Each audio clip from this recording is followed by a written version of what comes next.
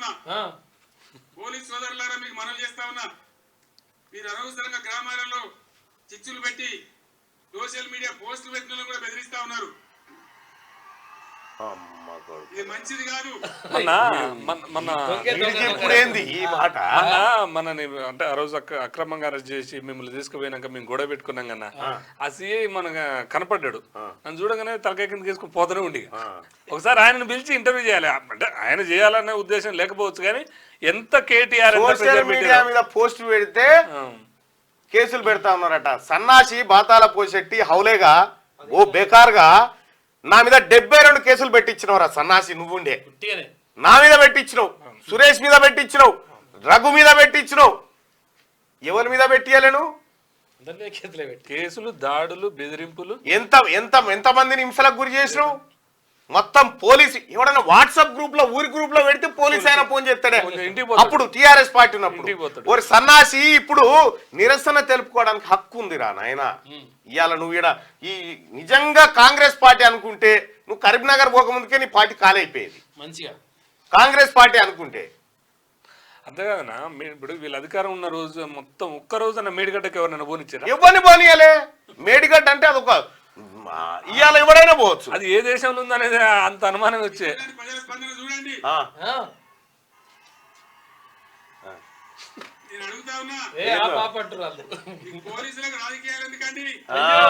మరి నీ హయాంలో పీకని చేయించినావు కాదని ఈ పేజ్ పాడబడ ఏంది కలలేదు, ఏం లేదు, కలలేదు, వెళ్ళలేదు. ఎవరికి అధికారం శాశ్వతం? గుర్తుకొచ్చి 10 ఏళ్ళు ఉన్నాం ప్రభుత్వంలో. మామిడి కూడా కొన్ని కుక్కలు మొరిగినా గానీ ఎవరిని పాపాన్ని పడబోతున్నా కానీ మేము ఈ దౌర్జన్యాలు చేయలే. ఆరి సన్నాసి నువ్వు ఏమన్నా అంటున్నావు అర్థమైంది. మేము దౌర్జన్యాలు చేయలేదట. క్యూ న్యూస్ ఆఫీస్ మొత్తం విధ్వంసం అయిపోయింది. దాడులు, హత్యాయత్నాలు, దోపిడీలు ఎన్నిరా మీరు చేసినాయి?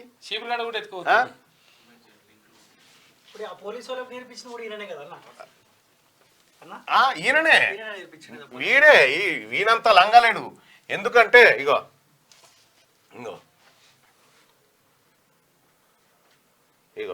ఆడికి మేడిగడ్డ కాడికి పోతా అంటే తీసుకుపోయి మాదేవ్పూర్ పోలీస్ స్టేషన్ లో కూర్చుండబెట్టారు.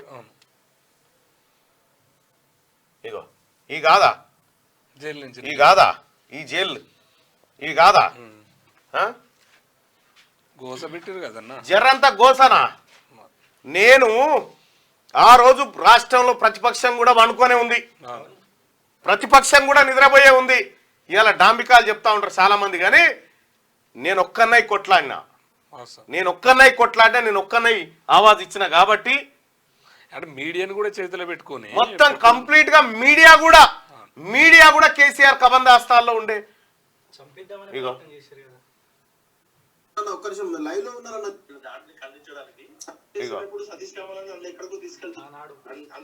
ఆ రోజు నువ్వు ఏమి చేయకపోతే వీళ్ళందరూ కొంత ఎత్తుకెత్తాల్సిన అవసరం వచ్చింది. ఒక్కనొగలి నీవు చెప్తా ఉన్న కేసీఆర్ నా బిడ్డల ఉసురు తగులుతుంది, నీకు నా బిడ్డల ఉసురు నీకు ఖచ్చితంగా తగులుతుంది. ఎందుకంటే అసలు నోటి మాటలు కూడా రానటువంటి పిల్లలు, చిన్న పిల్లలు. నా చిన్న కూతురు ఎప్పుడు తలబెట్టి పడుకో ప్రతిరోజు సూర్య నువ్వే కదా ఉండేది. ఏడ్చి 100 రోజులు ఏడ్చిరు. కేసీఆర్ నువ్వు చేసిందే ఈ కథ. నువ్వు అనుకున్నావు అధికారం నాకు శాశ్వతంగా ఉంటది అనుకున్నావు, కానీ నిన్ను గద్దె దించి నిన్ను ప్రగతి భవన్లకి గొర్ర బయటికి గుంజుకొస్తామని చెప్పిన వచ్చినావు. ఎవ్వడేం చేయలేడని విర్రవీగినవు. ఆఖరికి ఆర్మూర్ పాండుగాడు తోటి సుపారీ ఇప్పించినావు తిన్మార్ మల్లన్నను చంపాలని. జైల్లో కూడా అదే ప్రయత్నం నీది. కానీ కేసీఆర్ ఒకటి గుర్తుపెట్టుకో, నువ్వు నీకంటే పెద్ద నియంతలు నీ గడ్డ చూసింది. నువ్వు చాలా చిన్నోడి వల్ల నీ అటువంటి బేకార్గాన్ని, నీ కుటుంబం అంతా లుచ్చ కుటుంబాన్ని ఇంకొకటి ఎవరిని ఈ తెలంగాణ గడ్డ భరించదు. ఇంకా నిన్న మాట్లాడుతున్న సిగ్గుందా? నేను మాట్లాడితే బాగుండదు, కానీ 2000 సంవత్సరంలో ఇదే మే నెలలో 48 డిగ్రీల ఎండనట. 48 డిగ్రీల ఎండల ఆడ మీటింగ్ పెట్టిండట ఇదే సమయాన్ని అంటుండ్రు రాత్రిపూట. రాత్రిపూట ఏమన్నా నేను అబద్ధం అంటలేదు, అన్ని బడవాయి మాటలేమో అని వాడు ఇంకా మారతలేడుగా. అన్ని బడవాయి మాటలు మాట్లాడుకుంటా ఏంలో ఉంది.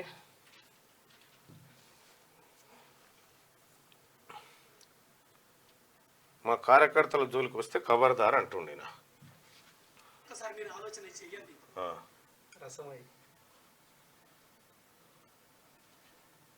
రాజకీయాలలో పరిణామాలు జరుగుతుంటాయి.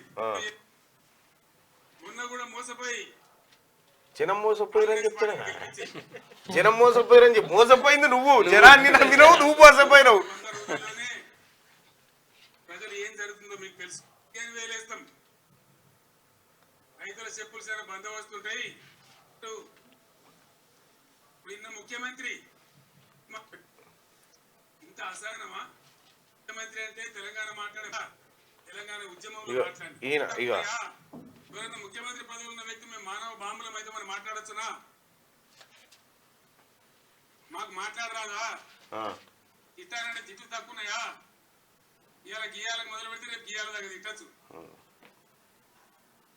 నేను మాట్లాడినా తెలంగాణ ఉద్యమంలో మాట్లాడి తెలంగాణ వ్యతిరేకించిన వాళ్ళను దద్దమ్మలు అన్నా. గంతెందుక సారు ఈయనట ముఖ్యమంత్రిగా ఉన్నప్పుడు ఎవరిలో పల్లెత్తు ముఖ్యమంత్రి హోదాకు వన్నె తెచ్చినట కానీ ఎవరిని తిట్టలేదట. కేంద్ర మంత్రిని రండా అని తిట్టే ఇక ముఖ్యమంత్రి మాట్లాడవలసిన భాషనా ఈ పద్ధత? తెలంగాణ రాష్ట్రానికి సమాజానికి ఒక గౌరవమా? దయచేసి ప్రజలు ఆలోచించాలని చెప్పి నేను కోరుతా ఉన్నాను. ఇదా నాలిక వాడు మొదలు పెడితే మాకంటే బాగా ఎవడు మాట్లాడలేడు, మాకంటే బాగా ఎవడు వాడలేడు. హౌల మాటలు మాట్లాడలేదు. రిపేర్ అయ్యి రాలే మరి పీకదందుకు వచ్చిన ఈ సన్నాసులకు తెలియదు. ఆడవాడు 30 బోకరగాలు 30 అదొకటి అడ్డంపడు మాట్లాడుతుంది. ఈ సన్నాసి కాకపోతే ఆ సన్నాసి కాకపోతే ఈ సన్నాసి కిరికిరి పెడతారు నా కొడుకులు. అది గెలిచేయలేదు, పీకేలేదు. ప్రతిపక్ష రూపంలో ఉన్న దద్దమ్మల పరిపాలననే ఇప్పుడున్న పిసిసి ప్రెసిడెంట్ అయితే బట్టి దద్దమ్మ, పనికి మాలిన దద్దమ్మ. అరే ఏమవుతారా బై బేకూఫాలని మీరు బుద్ధిలే మీ బతుకులు చెడా బతుకుల.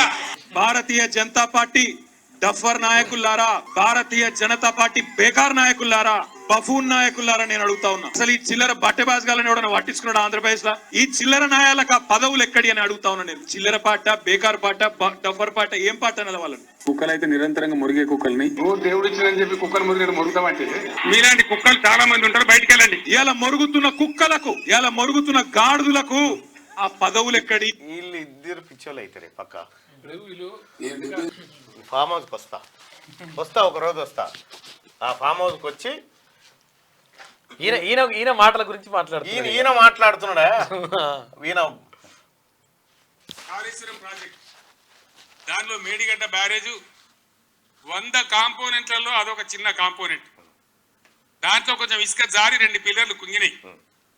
అదేందో ప్రళయం బద్దలైనట్టు. మరి ప్రళయం బద్దలు కాకపోతే ఈయనంత సన్నాసి ఎవడు లేడు. 2019లో ఈ విషయం తెలిసినప్పుడు మరి ఎందుకు నువ్వు దాన్ని అది చేయలేదు? ఆ ప్రళయం పని చేయలేదు. మొత్తం కాళేశ్వరము 215 టీఎంసీలు 215 టీఎంసీలు. మేడిగడ్డలో 100 కాంపోనెంట్లలో అదొక కాంపోనెంట్ అంటుంది కదా. ఓన్లీ మేడిగడ్డ నుంచే దాదాపుగా 195 టీఎంసీలు ఓన్లీ మేడిగడ్డ నుంచి ఎత్తాలి. ఇది చిన్న కాంపోనెంట్ అంట వాడు చెప్తాడు. మిగతా అంతా కలిపి 25 మళ్ళీ ఎల్లంపల్లి నుంచి. 2 పిల్లలు దశకితేనే గింతనా అంటాడు. మరి 2 కాళ్ళు పోతే ఉంటావా? ఒక్క కాలుకే ఉంటలేవు. తొంటే కదా అని రాకపోతే అసెంబ్లీకి మరి ఇది ఒకటి. ఇక మీ అందరికి తెలిసి నేను ముఖ్యమంత్రి అయినాడు కరెంట్ ఎట్లా ఉండే? ఏడాది అర్థం లోపల దాన్ని బాగా చేసి రెప్ప పాటు సెకండ్ పార్ట్ కరెంటు పోకుండా రాష్ట్రంలో అన్ని వర్గాలకు కరెంట్ ఇచ్చినాం. 80,000 కోట్ల రూపాయల బిల్లులు కట్టాలి. ఈ సన్నాసి 80,000 కోట్ల రూపాయల బిల్లులు కట్టాలి. మీ అందరికి భోజనాలు ఎట్లా పెట్టినా అంటాడు. మరి ఈ కిరాణా షాప్ కాడ తెచ్చిన ఉద్దరేది సార్ అంటే అది నాకు చెప్పొద్దు. వేసిన కొడుకు వీడు. తెలంగాణ రాష్ట్రంలో కేసీఆర్ నా కుటుంబం తెరువురా, నా బిడ్డలు ఏడవకపోతే నిన్ను పట్టించుకోకపోదునా, నిన్ను పట్టించుకోకపోదు వాస్తవాన్ని కూడా.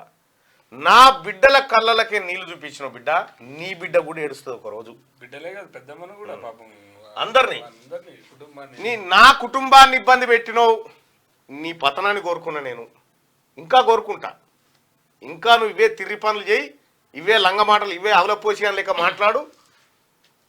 నీకు వట్టిగానే పెట్టలే పేరు, నీ ఖాందానికి మొత్తానికి పెట్టిన పేర్లు ఉత్తగా పెట్టలే నేను. ఈ ప్రజలకున్న భయం పోవాలని పెట్టిన, ఉత్తగా పెట్టలే. నేను బాతాల పోషెచ్చని, డ్రామా రావని, తైతక్క అని ఉత్తగా పెట్టలే. వీళ్ళు భగవాన్ స్వరూపులై తిరుగుతున్నారు కదా, వీళ్ళని పాతాళం కాడికి తీసుకురావాలంటే ఫస్ట్ ఇలా పేర్లు మార్చాలని మార్చిన.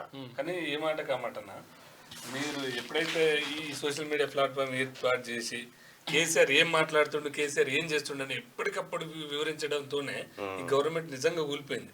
అంతకుముందాక ఈ ప్రతిపక్షాలకు ఏమలేడు అంత ఎక్కడు అక్కడ బన్నడాయాలా ఏది పోయారు అంటే ఈ సోషల్ అంటే మీడియా పోయినాక, మీడియా మొత్తం ఆయన చేతుల్లో ఉంది, పేపర్ ఆయన చేతులు ఉన్నాక ఈ ఒక్క క్యూ న్యూస్ తోని ఎన్ని ప్లాట్ఫామ్లు ఏర్పాటు చేసి ప్రతి ఒళ్ళు ప్రశ్నించే కాడికి ఒక రూపం అంటే తెలుగు వాస్తవానికి ఇదేదో నేను కమర్షియల్ ఛానల్ చేద్దామని ఏదో అని కాలే. నేను అరే నా వాయిస్ చెప్దామరా భయ, ఓ వేదిక సృష్టించుకున్నా అంతే. నాకు బాగా గుర్తుంది, దాదాపు 1,500,000 మంది లైవ్ చూసినది దేశంలోనే నంబర్ 1 చరిత్ర. నాకు బాగా గుర్తుంది. అంటే క్యూ న్యూస్ వేదికగా ఎన్నో ప్లాట్ఫామ్లు వచ్చినాయి. ఇట్లా సోషల్ మీడియాలో ఇది ఉంటది, ఇట్లా కొత్త ఛానల్. కేటీఆర్ కూడా కొత్తగా అంటే మిమ్మల్ని విమర్శించడానికి, గవర్నమెంట్ విమర్శించడానికి ప్లాట్ఫామ్ తెచ్చిందంటే మీ పిన్నమే. మీ కాళ్ళు అడిగిన ఎత్తున తలుకోవాలి వాడు. అదే ఆ సన్నాజీ అవన్నీ అయిపోయినాయి రా, నెక్స్ట్ లెవెల్ వేరే ఉంది కథ. నెక్స్ట్ ఎట్లుంటుందో నేను చూపిస్తాను మళ్ళీ నీకు. అంటే మరి వాడు ఎవడన్నా త్యాగం చేసి జైలు పోయేటోడు కూడా అది ఎవడు అవతలోడు. ఏమైనా పైసలు ఇస్తే నెలకు 5 లక్షల ప్యాకేజ్, మన శంకర్ గాడు అన్నాడు 1 నెలకు 5-6 లక్షలు వానికి ఇస్తూనే ఉంటారు. అసలు వాడిని నెత్తి కాదు, కత్తి కాదు, పేపర్ ఆడ తయారు కాదు. ఇప్పుడు శనార్థి తెలంగాణ పేపర్ ఉంది. శనార్థి తెలంగాణ పేపర్ లో చాలా మంది పనిచేస్తారు. దానికి ఇప్పుడు మా క్యూ న్యూస్ రెవెన్యూ తీసుకుపోయి శనార్థి మీద పెట్టి బ్యాలెన్స్ చేస్తా ఉన్నాం. ఒకటి నడపాలంటే బ్రేక్ ఈవెన్ ఉన్నటువంటి మాకే దమ్ అవుతుంటుంది. ఒక మినిమం ఒక 8 పేజీలు తీసుకురావాలంటే తెలియదా ఏం జరుగుతుందో.